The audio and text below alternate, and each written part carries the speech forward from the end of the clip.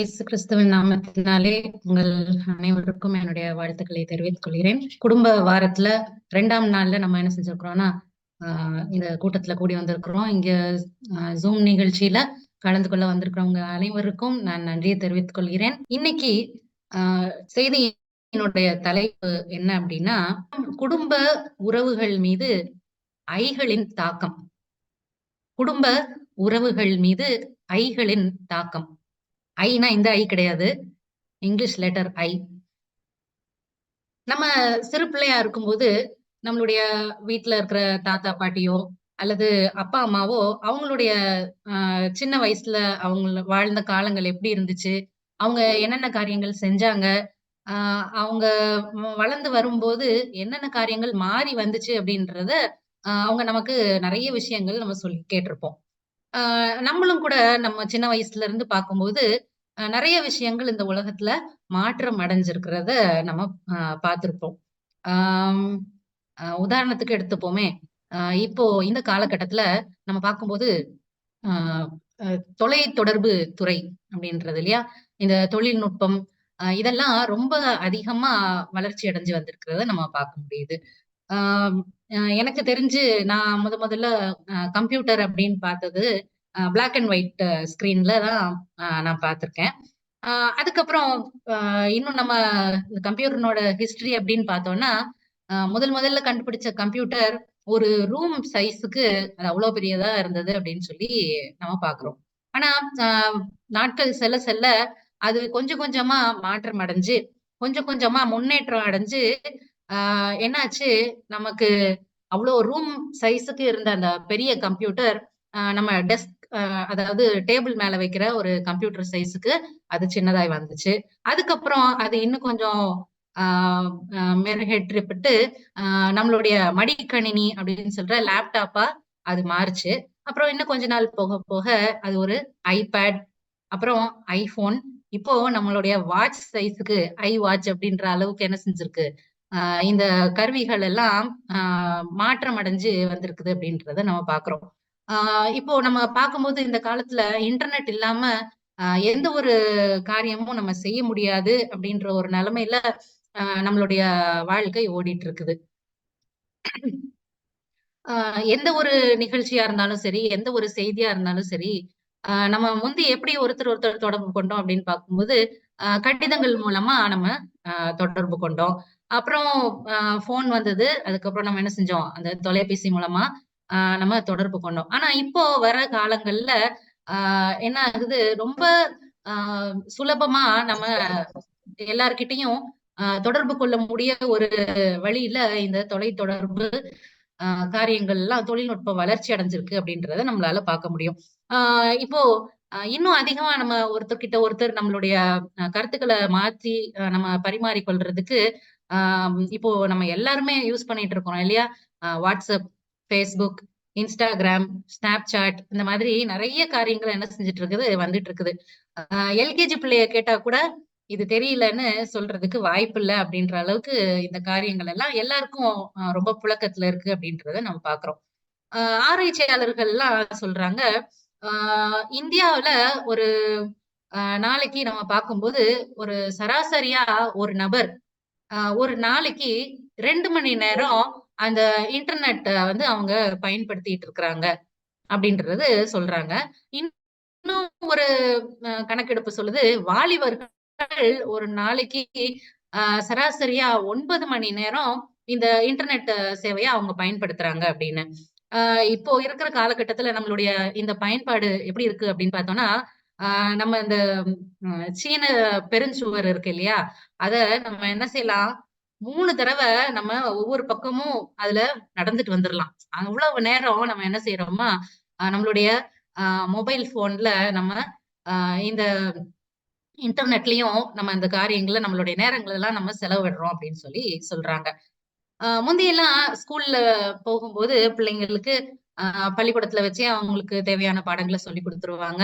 அவங்களுக்கு வீட்டு பாடம் கூட நெறைய இருக்கிறது கிடையாது. ஆனா, இப்ப வர்ற காலகட்டங்கள்ல முக்கியமா நம்ம எல்லாருமே அ பார்த்த ஒரு இது என்னன்னா, இந்த கொரோனா காலத்துல என்னாச்சு? லாக்டவுன் போட்டாங்க. பிள்ளைகள் எல்லாம் படிக்கணும் அப்படின்றதுக்காக அவங்களுக்கு கிளாஸ் எல்லாம் Zoom வாயிலாக நடத்தணும் அப்படின்னு சொல்லி, என்ன செஞ்சாங்க, இந்த கிளாஸ் எல்லாம் அவங்க Zoom வாயிலா மொபைல் ஃபோன் எல்லாரும் வாங்கணும். எல்லாரும் வச்சு, அ அது மூலமா அவங்கள இந்த பாடம் அப்படின்னு சொல்லி சொன்னாங்க. ஆனா, அ ரொம்ப கம்மியா அதாவது ரொம்ப அதிகமான பயன்பாடு இல்லனாலும், ஓரளவுக்கு கம்மியான அளவுல இந்த மொபைல் ஃபோன் எல்லாம் நான் நினைக்கிறேன், இந்த கொரோனா காலம் அதாவது இந்த லாக்டவுனுக்கு முன்னாடி அ அது இருந்திருக்கும் அப்படின்னு சொல்லி. ஆனா இப்போ அந்த லாக்டவுனுக்கு அப்புறமா எல்லாருடைய கைகள்லயும் இந்த மொபைல் ஃபோன் இருக்கிறத நம்மளால பார்க்க முடியுது. இப்போ பிள்ளைகளா இருந்தாலும் சரி, பெரியவர்களா இருந்தாலும் சரி, எந்த ஒரு வேலைய செய்யணும் அப்படின்னு சொன்னாலும், இந்த ஃபோன் இல்லாம நம்மளால அத செய்ய முடியறது இல்ல. அப்படி ஒரு கட்டத்துக்கு நம்மள நாமே கொண்டு வந்து நிறுத்திட்டோம். பிள்ளைகளுக்கு எந்த ஒரு அசைன்மென்ட்டா இருந்தாலும் சரி, எந்த ஒரு பிரசன்டேஷனா இருந்தாலும் சரி, நம்ம என்ன செய்றோம்? எல்லாமே நம்ம இன்டர்நெட்ல இருந்து அவங்க செய்யணும் அப்படின்னு சொல்லி நம்ம பார்க்குறோம். ஆ இப்போ இந்த கொரோனா காலத்துக்கு அப்புறமா, ஆ நம்ம ஒரு கணக்கெடுப்பு சொல்லுது.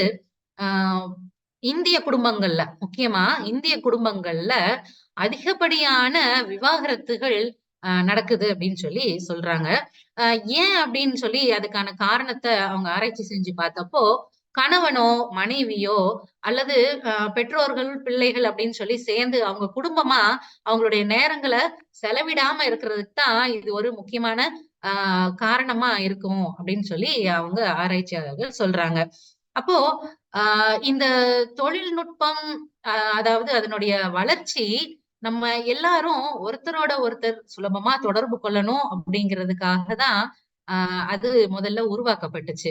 ஆனா, இது என்ன செஞ்சிருக்கு, நம்ம எல்லாரும் நம்மளுடைய தொடர்ப விட்டு நம்ம பிரிஞ்சு போறதுக்கு இப்போ அது ஒரு கருவியா பயன்படுத்தப்படுது அப்படின்றதுல எந்த சந்தேகமும் அ இல்ல.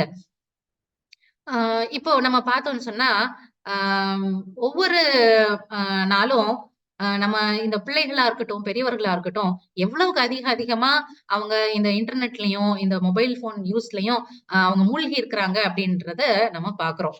ஆ இப்போ உதாரணத்துக்கு எடுத்துக்கிட்டோம்னு சொன்னா, அ நம்ம எத்தன பேருக்கு நம்ம எல்லாரும் முதல்ல ஒரு ஃபோன் வாங்கியிருப்போம். அது முக்காவாசி பேருக்கு தெரிஞ்சிருக்கும். என்ன கம்பெனி தான் வாங்கியிருந்திருப்போம்.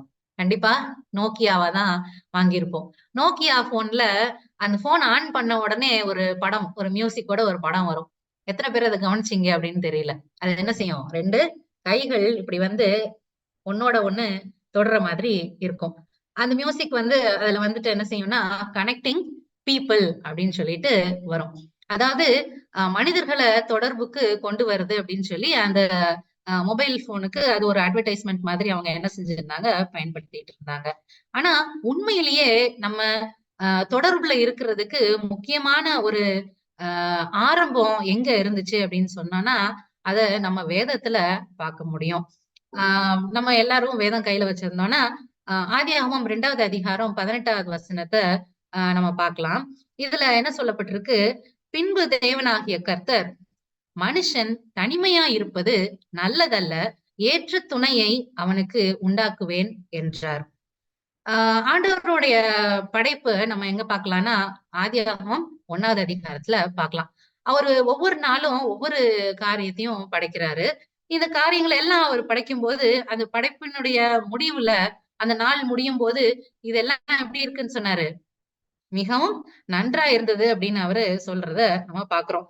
ஆண்டவர் எல்லாத்தையுமே ரொம்ப சரியா எந்த தவறுமே இல்லாம செய்ற ஒருத்தர். ஆனா, அ இந்த இடத்துல பார்க்கும்போது ஆதியாகமம் 2:18ல மனிதன் தனியா இருப்பது நல்லதல்ல அப்படின்னு அங்க அந்த வசனம் சொல்லுது. அப்போ அ எல்லாமே நல்லது, நல்லது, நல்லதுன்னு அவர் பார்த்துட்டு இருந்தது, நல்லதில்ல அப்படின்றத இந்த இடத்துல அவரு அங்க சொல்றத நம்ம பார்க்கிறோம். அப்போ நல்லா இல்லாத ஒரு காரியத்த ஆண்டவர் எதுக்காக படைக்கணும்? அவர் தப்பு செஞ்சாரா? அப்படின்னு நம்ம யோசித்து பார்த்தோம்னா, கண்டிப்பா இல்ல.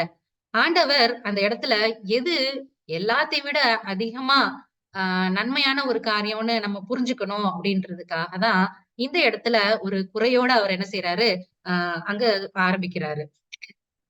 ஆ ஆண்டவர் இந்த உலகத்த படைச்சதுக்கு அப்புறமா, ஆதாமுக்கு ஒரு துணைய அ படைக்கணும் அப்படின்னு சொல்லி என்ன செய்றாரு, அவரு ஒரு ஏற்ற துணைய படைக்கிறார். தனியா இருப்பது நல்லது அல்ல. அந்த தோட்டத்துல பார்க்கும்போது எல்லாமே மிருகங்களா இருக்கட்டும், பறவைகளா இருக்கட்டும், ஜோடி ஜோடியா இருந்துச்சு. ஆனா, இந்த மனுஷனாகிய ஆதாம் என்ன செஞ்சாரு? ஆண்டவர் எல்லா மிருகங்களையும் அவர்கிட்ட பேர் வைக்க கொண்டுட்டு வரும்போது, எல்லாத்தையுமே ஆதாம் பேர் வச்சுட்டு பார்க்குறாரு. எல்லாமே ஜோடி ஜோடியா இருக்கு. ஆனா, அவரு மட்டும் அந்த தனிமைய உணர் உரண் அ உணரணும் அப்படின்றதுக்காக ஆண்டவர் இந்த இடத்துல ஆ ஒரு காரியத்த அங்க வைக்கிறாரு. அந்த தனிமைய அவர் உணர்ந்ததால தான் அவருக்கு அவருக்கு ஒரு துணைய குடுக்கும்போது, அந்த துணையோட அரும அவருக்கு புரியும் அப்படின்றதுக்காக ஆண்டவர் என்ன செஞ்சாரு, ஏவாள அடுத்தபடியா அங்க படைச்சாரு அப்படின்றத நம்ம பார்க்கிறோம். அப்போ மனிதர்களாகிய நாம ஒருத்தரோட ஒருத்தர் தொடர்பு கொள்றதுக்காகவே படைக்கப்பட்ட ஆ ஆ ஆண்டவரினுடைய பிள்ளைகள். அந்த ஏதேன் தோட்டத்துல எந்த குறையுமே இருந்திருக்காது.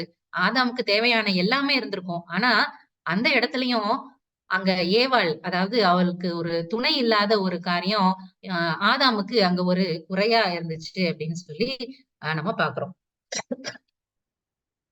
நம்ம ஒவ்வொருத்தரும் நம்மளுடைய வீடுகள்ல நம்ம பார்க்கும்போது, அ இந்த தொடர்பு எப்படி நம்ம ஆதி காலத்துல, அதாவது ஆதாமும், ஏவாளும் அந்த தோட்டத்துல இருக்கும்போது, அவங்க என்ன செஞ்சாங்க, ஒருத்தரோட ஒருத்தர் தொடர்பு கொண்டாங்க. அவங்க உறவாடி மகிழ்ந்திருந்தாங்க.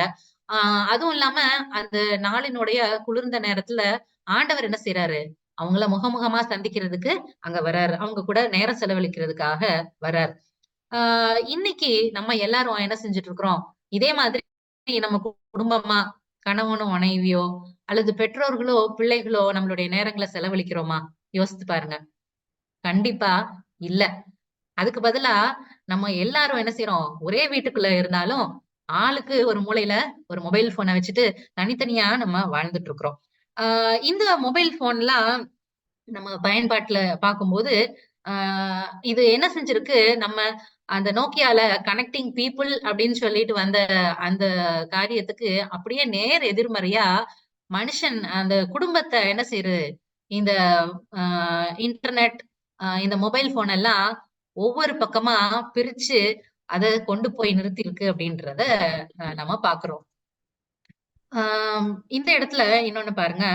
அப்போ ஆண்டவர் எல்லாமே நன்மையா இருந்தது அப்படின்றது, ஆ அவர் வந்து என்ன செஞ்சாரு? இந்த நன்மை இல்லாத ஒரு காரியத்த அங்க உணர்த்தி, எது நன்மையா இருக்கும் அப்படின்றத அங்க நிறைவேற்றி காமிச்சாரு. ஆனா, அந்த நிறைவ நம்ம என்ன செஞ்சுட்டு இருக்கிறோம்? மறுபடியும் ஒரு ஆ குறைவா அந்த இடத்துல நம்ம வாழ்க்கையில கொண்டு வந்து வச்சுட்டு இருக்கிறோம்.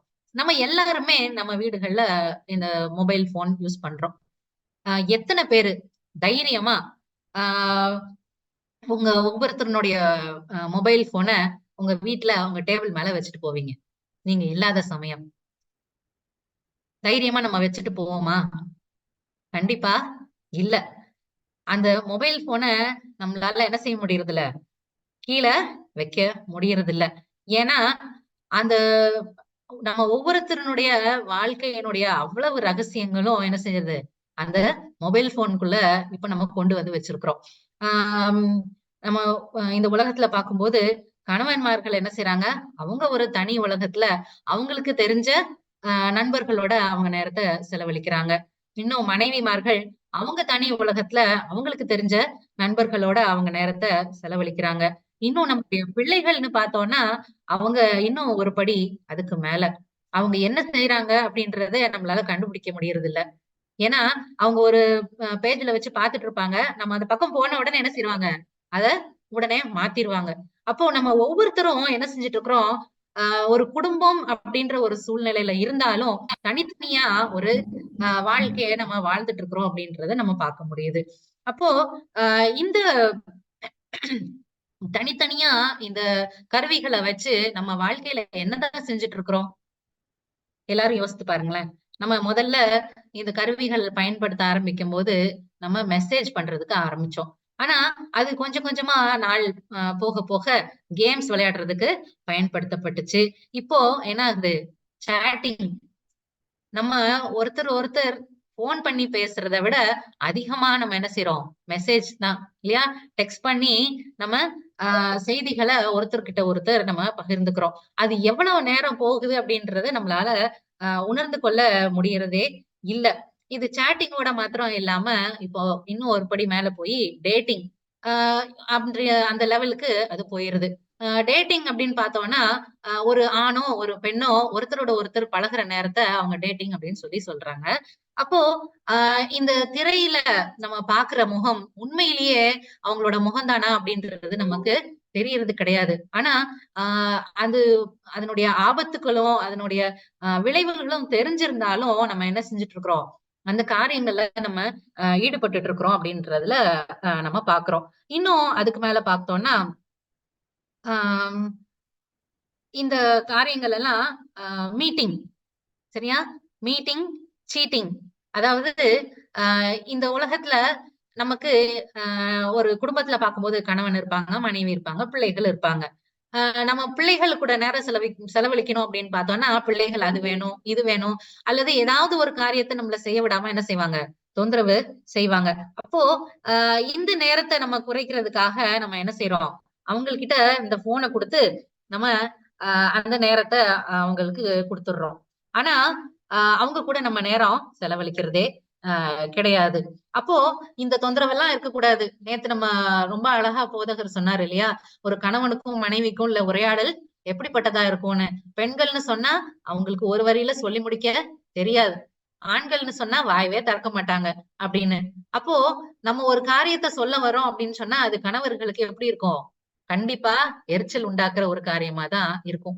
இந்த தொல்லையெல்லாம் வேண்டாம் அப்படின்னு சொல்லி என்ன செய்றாங்க, இந்த காலத்துல ஆ வர்ச்சுவல் ரியாலிட்டி அப்படின்ற ஒரு காரியத்துக்குள்ளார நெறைய பேர் அவங்களோட நேரத்த செலவழிக்கிறாங்க அப்படின்னு பார்க்கிறோம். அதாவது அ ஒரு மாயையான ஒரு உலகம். நம்ம நேரடியா நேரத்த நம்ம முகமுகமா செலவழிக்காம, ஒரு மாயையான உலகத்துக்குள்ளார அவங்களுடைய நேரத்த செலவழிக்கிறாங்க.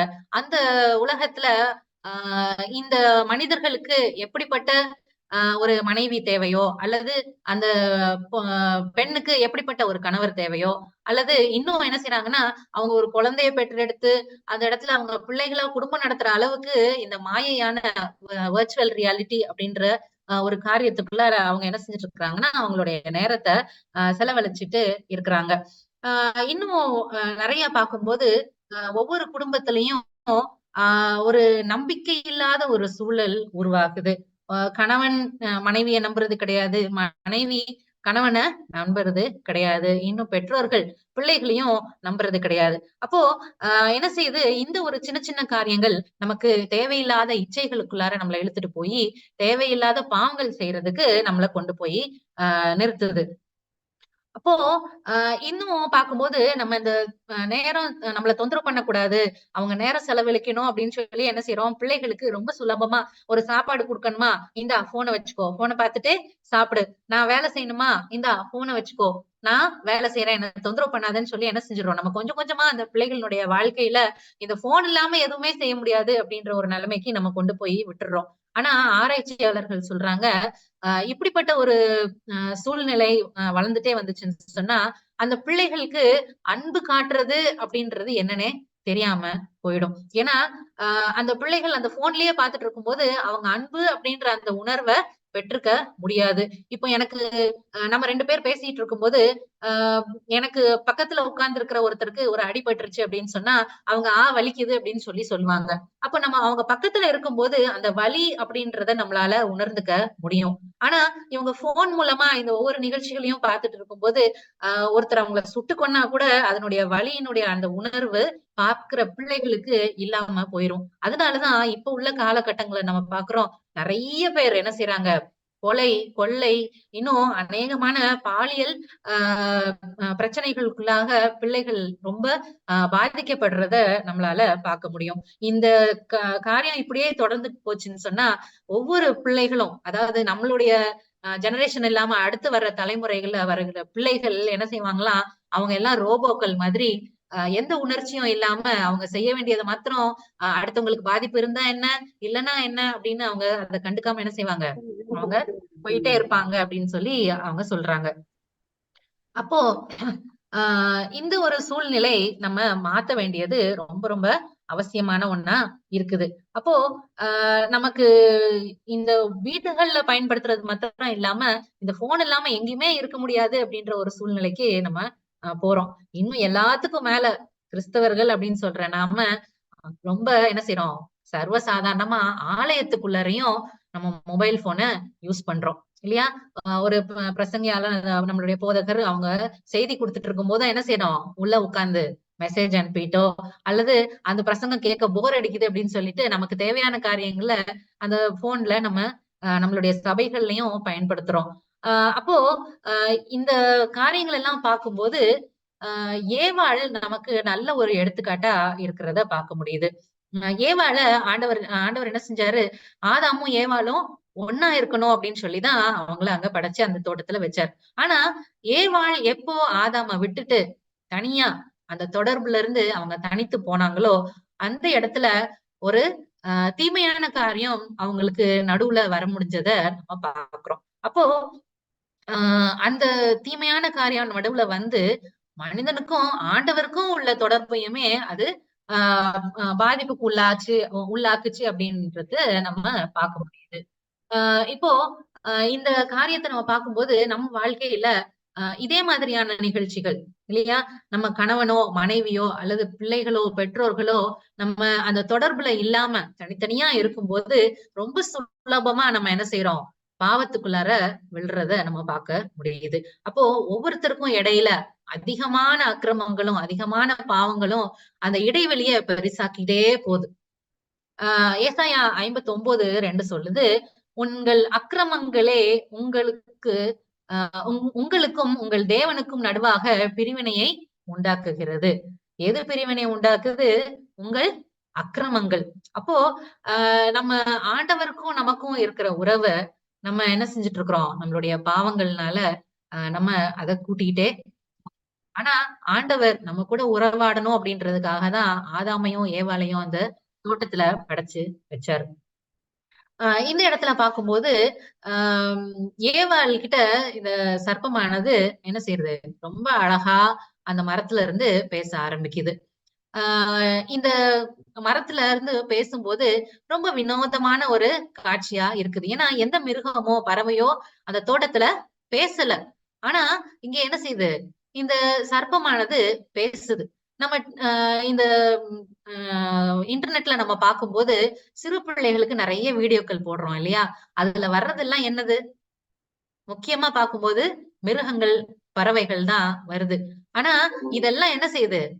பேசுது அப்படின்னு நம்ம பார்க்கிறோம். அப்போ அ சாத்தானானவன் இந்த நாட்கள்லயும் எப்படி மனுஷங்களுக்குள்ள அ அவன் வந்து அவனுடைய காரியங்கள செயல்படுத்திட்டு வர்றான் அப்படின்றத நம்ம யோசித்து பார்க்கணும். அ இன்னும் பார்க்கும்போது, அ ஏவாள் கிட்ட என்ன செய்றாங்க, அந்த என்ன செய்யுது அந்த சர்ப்பமானது அந்த பழத்த காட்டுது. அந்த பழத்த காட்டி என்ன செய்யுது? அது பார்வைக்கு எவ்வளோ ஒரு இன்பமா இருக்குது அப்படின்றது அங்க அந்த சர்ப்பம் வந்து என்ன செய்யுது? காமிக்குது. இப்ப நம்ம எல்லாரும் அ டிவில அட்வர்டைஸ்மென்ட் எல்லாம் பார்க்குறோம் இல்லையா? அப்போ அந்த அட்வர்டைஸ்மென்ட்ல பார்க்கும்போது, இந்த மொபைல் ஃபோன் அல்லது ஐபேட் இதெல்லாம் பார்க்கும்போது என்ன செய்யுது? அப்படியே பளபளன்னு அந்த ஒரு அ வெளிச்சத்தோட என்ன செய்றாங்க? அதுல அட்வர்டைஸ்மென்ட்ல நம்ம அந்த ஃபோன் எல்லாம் அவங்க காமிக்கிறத பார்க்க முடியுது. அது மட்டும் இல்லாம, நம்ம இதுல வர்ற நிகழ்ச்சிகள் எல்லாமே சிறு பிள்ளைகள்ல இருந்து பெரியவர்கள் வரைக்கும் பார்க்கும்போது, ரொம்ப பிரகாசமான நல்ல பளிச்சுன்னு தெரியக்கூடிய ஒரு கலர்ல என்ன செய்றாங்க? அங்க எல்லா காரியங்களையும், நிகழ்ச்சிகளையும் போட முடியுது. அப்போ அந்த பிள்ளைகள் அதுல மேல கண்ணு வச்சாங்கன்னா, வச்ச கண்ண எடுக்காம என்ன செய்றாங்க? அதுக்குள்ள அப்படியே அவங்க மூழ்கி போறத பார்க்குறாங்க. அப்போ இந்த காலத்திலயும் நம்ம என்ன செய்றோம்? சாத்தான் முதல்ல எப்படி ஆண்டவருக்கும், மனிதனுக்கும் ஒரு பிரிவினைய உண்டாக்குனானோ, அதே மாதிரி இன்னைக்கு நமக்கும், நம்மளுடைய குடும்பத்தாருக்கும் பிரிவினைய உண்டு பண்ணிட்டு இருக்கிறான் அப்படின்றதுல எந்த சந்தேகமும் கிடையாது. ஆண்டவர் எத செய்யணும்னு நெனச்சாரோ, அதுக்கு எதிர்மறையான காரியங்கள இங்க சாத்தான் செய்றத நம்ம பார்க்க முடியும்.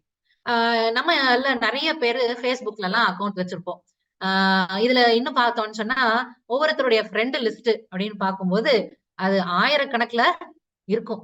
அ இந்த காரியங்கள பார்க்கும்போது, அவங்களுக்கு ஆயிரக்கணக்கா ஃப்ரெண்ட்ஸ் இருந்தாலும், உண்மையிலேயே அவங்க முகமுகமா பார்த்து பேசுறதுக்கு ஒரு நபர் கூட இல்ல அப்படின்றது தான் உண்ம. இத எத்தன பேர் நம்ம உணர்றோம் அப்படின்றது தெரியல. சாத்தானானவன் ரொம்ப தெள்ள தெளிவா எல்லாத்தையும் பிளான் பண்ணி என்ன செய்றான், நம்ம கைகளுக்குள்ள கொண்டு வந்து வச்சு, நம்மள அ இந்த ஆண்டவர் ஒரு குடும்பமாக்கி வச்ச அந்த குடும்பத்த என்ன செய்றான், மறுபடியும் பிரிச்சு தனித்தனியா கொண்டு போறான் அப்படின்றதுல நமக்கு ரொம்ப தெளிவா தெரியுது. நம்ம எல்லாருக்குமே தெரிஞ்ச ஒரு கதை இல்லையா? நம்ம ஸ்கூல்ல படிக்கும் போதும் சரி, நம்ம பிள்ளைகளுக்கும் இந்த கதைய சொல்வது உண்டு. ஒற்றுமைய குறித்து இந்த கதை. என்னது? ஒரு சிங்கம் 4 மாட என்ன செஞ்சுச்சாம்? அடிக்கிறதுக்கு முயற்சி பண்ணுச்சு. ஆனா இந்த 4 மாடும் ஒற்றுமையா ஒரு இடத்துல இருந்து அது புல்ல மேய்ஞ்சுட்டு இருக்கிற வரைக்கும் அந்த சிங்கத்தால ஒண்ணுமே செய்ய முடியல. ஆனா இந்த நரியானது என்ன செஞ்சுச்சு?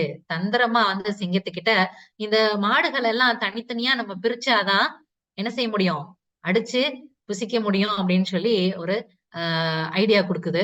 அப்போ இந்த மாடுகளுக்குள்ளார பிரிவினைய உண்டாக்கி, அது தனித்தனியா போன ஒரு நேரத்துல ரொம்ப சுலபமா இந்த சிங்கமானது அத அடிச்சு புசிக்க முடிஞ்சது அப்படின்றத இந்த கதை நமக்கு தெளிவா காமிக்குது. அப்போ குடும்பமா ஒற்றுமையா இருக்க வேண்டியது எவ்வளவுக்கு எவ்வளோ அவசியமானது அப்படின்றத நீங்க பாருங்களேன்.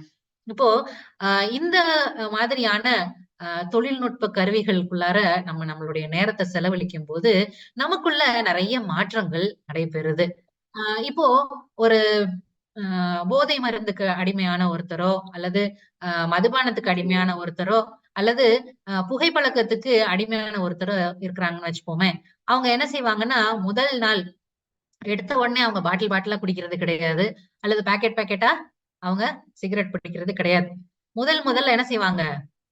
ஒரு சிகரெட் அல்லது ஒரு மடக்கு அவங்க குடிப்பாங்க.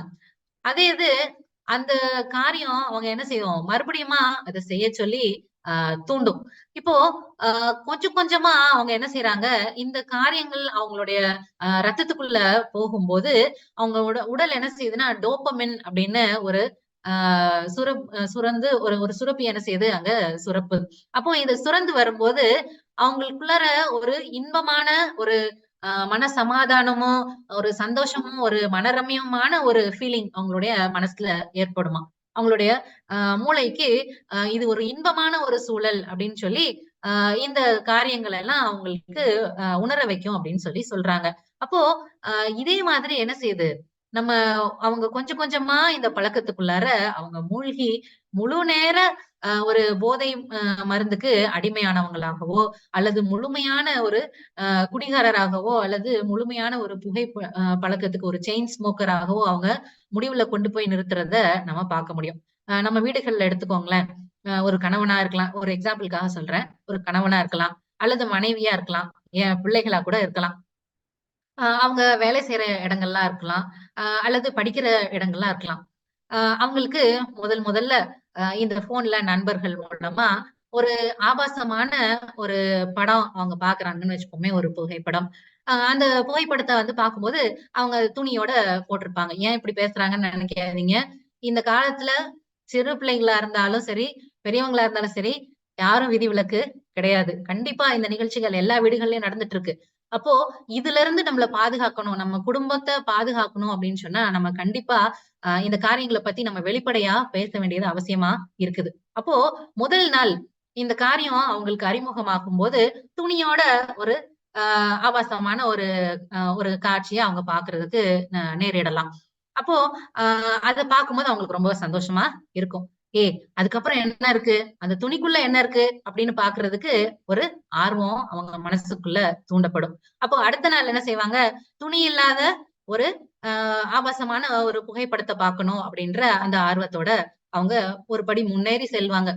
அது இன்னும் கொஞ்ச நாள் போக போக, ஆ இன்னும் அவங்க என்ன செய்வாங்க, ஆ இதே இது ஒரு அ ஒரு வீடியோவா இருந்தா எப்படி இருக்கும்? படத்த பார்க்குறோம். வீடியோவா எப்படி இருந்தா எப்படி இருக்கும்? அப்படின்னு சொல்லி அத பார்க்கறதுக்கு அவங்க முற்படுவாங்க. இன்னும் கொஞ்ச நாள் போனதுக்கு அப்புறம், இத நேரடியா பார்த்தா எப்படி இருக்கும்? அப்படின்னு சொல்லி அதையும் செய்றதுக்கு முற்படுவாங்க. இன்னும் கொஞ்ச நாள் போனதுக்கு அப்புறமா, இத நாமளே செஞ்சு பார்த்தா என்ன? அப்படின்ற ஒரு அ ஒரு கட்டத்துக்கு தள்ளப்பட்டு, அவங்க இப்படிப்பட்ட கேவலமான ஒரு பாவத்துக்குள்ள அவங்க மூழ்கி போயிருவாங்க அப்படின்றதுல எந்த விதமான சந்தேகமும் கிடையாது.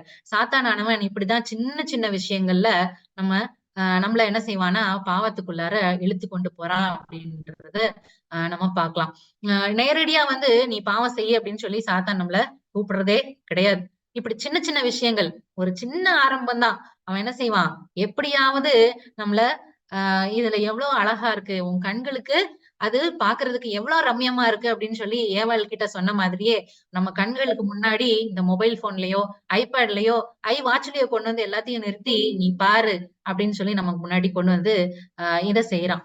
ஆனா, அ இதெல்லாம் நம்ம பார்க்கும்போது, நம்மளுடைய வாழ்க்கை, குடும்ப வாழ்க்கை, ஆண்டவர் குடும்பமா இருக்கணும்னு கட்டி கொண்டு வந்த அ அந்த ஒரு வாழ்க்கை எப்படி சின்னாபின்னமா போகுது அப்படின்றத நம்மளால நெறைய செய்திகள்ல நம்ம பார்க்க முடியும்.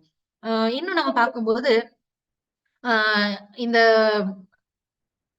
போதை மருந்துக்கு அடிமையானவர்கள்லாம், அவங்க அதுல அந்த பழக்கத்துல இருந்து வெளிய வரணும் அப்டின்னா, அவங்களுக்கெல்லாம் அந்த அடிக்ஷன் சென்டர் அப்டின்னு கொண்டு போய் அவங்கள விடுறத நம்ம கேள்விப்பட்டிருப்போம். ஆனா, இப்ப உள்ள காலகட்டங்கள்ல இந்த ஆ இன்டர்நெட்டுக்கு அடிமையானவங்கள அந்த பழக்கத்திலிருந்து வெளிய கொண்டு வரதுக்கு, இன்டர்நெட் அடிக்ஷன் சென்டர்ஸ் எல்லாம் ஆ நம்ம நாடுகள்ல வந்துட்டு இருக்குது அப்டின்றதுல பார்க்கும்போது நம்மளோட நெலைமை எப்டி போயிட்டு இருக்குது அப்டின்றத நம்ம யோசித்து பார்க்கணும். ஆ இப்போ அ இந்த அ பிள்ளைகள் எல்லாம் நம்ம பார்க்குறோம். எத்தனையோ செய்திகள், எத்தனையோ வீடியோக்கள் நம்ம பார்த்திருப்போம். ஒரு பிள்ளையானது என்ன செய்வான்னா, அ ஒரு வீடியோ கேம் விளையாடி, அந்த காரியத்த அவன் செஞ்சுட்டே இருந்து என்ன செஞ்சது? அவனுடைய மூளை பாதிக்கப்பட்டத நம்மளால பார்க்க முடியுது. அப்ப தொடர்ந்து அந்த ஃபோன் இருந்தாலும், இல்லனாலும் என்ன செஞ்சுட்டே இருக்கிறான் அவன்? அந்த ஃபோன எப்படி அவன் பயன்படுத்துவான்னா, அவனுடைய கைகள அதே மாதிரி அசைச்சுட்டு வரான். இப்போ பிள்ளைகள் சிறு பிள்ளைகளா இருந்தாலும் சரி, அவங்களுக்கு நம்ம ஃபோன் குடுத்து பழக்கிட்டோம். அந்த ஃபோன கொஞ்ச நேரம் அவங்க கிட்ட இருந்து வாங்கிருங்களேன். அவங்க எவ்வளவு தூரத்துக்கு வெறித்தனமா அவங்களுடைய கோபத்த வெளிப்படுத்துறாங்கன்னு நம்ம பார்க்கலாம். அப்போ இந்த அ iPhone, அ iPad, iWatch இதெல்லாம் இந்த தொழில்நுட்ப கருவிகள் எல்லாம் என்ன செஞ்சதுக்கு, நம்ம எல்லாரையுமே ஒரு அ அடிமைத்தனத்துக்குள்ளாக கொண்டு வந்து வச்சுட்டு இருக்கு அப்படின்றதுல எந்த சந்தேகமும் இல்ல.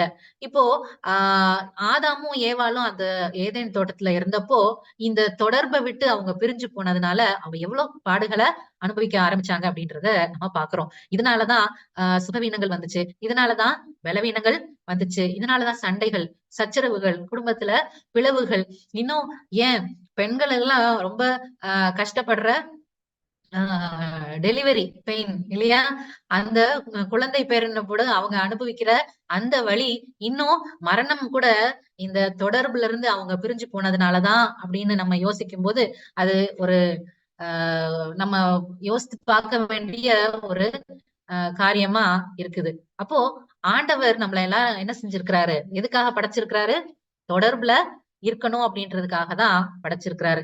ஆனா, நம்ம யார் கூட தொடர்புல இருக்கணுமோ, அவங்க கூட தொடர்புல இல்லாம, யார் கூட தொடர்புல இருக்கக்கூடாதோ, அவங்க கூட நம்ம தொடர்புல இருக்கும்போது, கண்டிப்பா நமக்கும், நம்மளுடைய குடும்பங்களுக்கும் இந்த பிரச்சனைகள் வரும் அப்படின்றதுல எந்த விதமான சந்தேகமும் கிடையாது. நம்ம இந்த தொடர்புல இருக்கணும் அப்படின்னு சொன்னா, கண்டிப்பா அது நம்ம ஒரு சில விலை கொடுக்க வேண்டியது அவசியமா இருக்குது.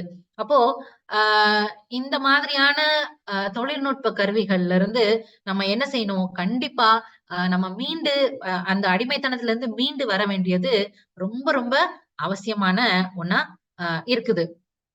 இப்போ அ நம்ம ஒவ்வொரு நாளும் இந்த ஃபோன்ல இருந்து வெளிய வரணும். இந்த இன்டர்நெட்டுக்குள்ள இருந்து நம்ம வெளிய வரணும் அப்படின்னு சொன்னா, அது ஒரு சுலபமான விஷயம் கிடையாது. நம்ம எல்லாம் சொல்லலாம், "இதெல்லாம் யூஸ் பண்ணாதீங்கப்பா. இதெல்லாம் ஆ நீங்க ரொம்ப நேரம் பார்க்காதீங்க.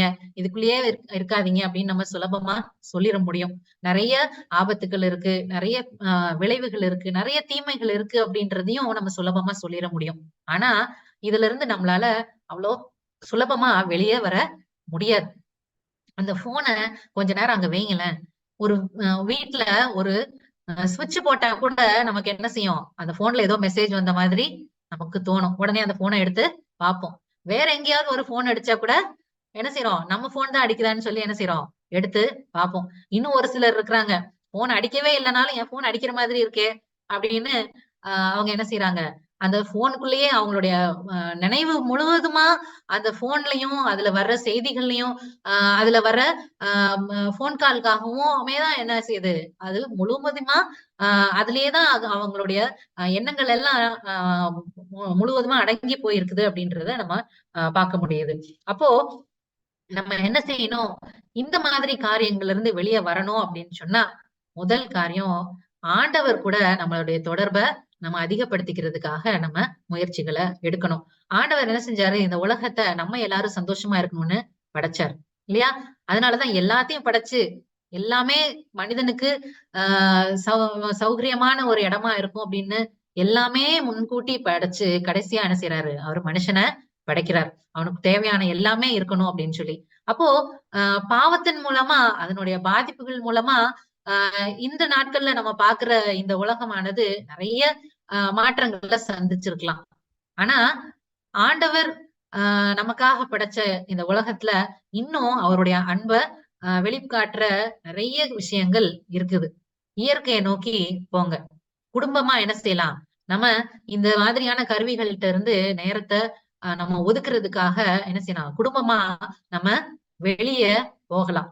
வெளிய போங்க. உங்களுடைய ஃபோனு, உங்களுடைய ஐபேட், உங்களோட கம்ப்யூட்டர், லேப்டாப் எதையும் தொடாதீங்க.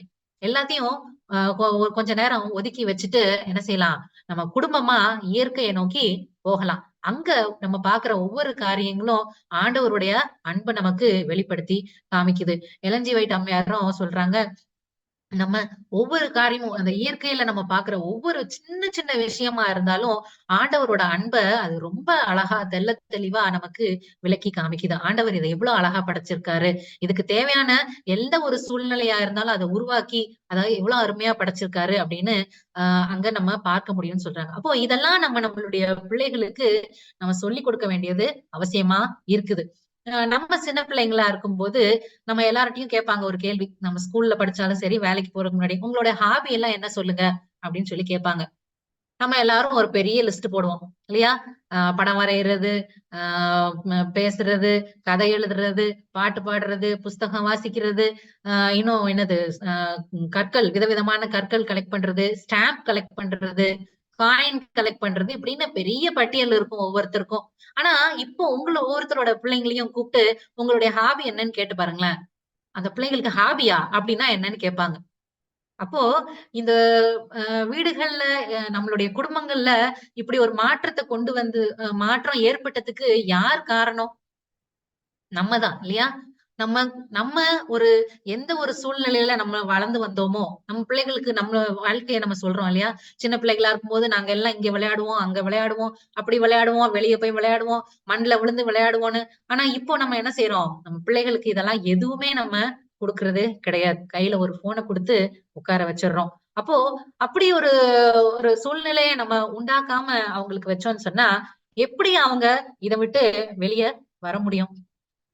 நம்ம எல்லாருமே என்ன செய்றோம்? இந்த மாதிரியான சூழ்நிலைகள்ல இருந்து விட்டு வெளிய வர்றதுக்கு எந்த விதமான முயற்சியும் எடுக்கிறது இல்ல அப்படின்னு நினைக்கும்போது, ரொம்ப ரொம்ப ஒரு பரிதாபமான ஒரு நிலைமையா இருக்குது. அப்போ நம்ம என்ன செய்யணும்? கண்டிப்பா ஏதாவது ஒரு நாள், ஏதாவது ஒரு நேரத்த ஒவ்வொரு நாளும் நம்ம ஒதுக்கி, இது குடும்பமா இருக்க வேண்டிய நேரம். என்னுடைய சின்ன மக அடிக்கடி சொல்லுவா, "ஃபேமிலி டைம் எல்லாரும் வாங்க. நம்ம எல்லாம் உட்கார்ந்து ஒண்ணா விளையாடுவோம், ஒண்ணா பேசுவோம்" அப்படின்னு சொல்லி அவ அடிக்கடி கூப்பிடுவா. ஆனா, நம்ம மற்றவங்க மாரியே எல்லாரும் என்ன செய்வோம்? "எனக்கு அந்த வேலை இருக்கு, இந்த வேலை இருக்கு. நீ போ" அப்படின்னு சொல்லி என்ன செஞ்சுடுறோம்? அனுப்பி விட்டுர்றோம். இப்ப கண்டிப்பா ஒவ்வொரு குடும்பத்திலயும் இந்த ஃபேமிலி டைம் அப்படின்றது வரணும்.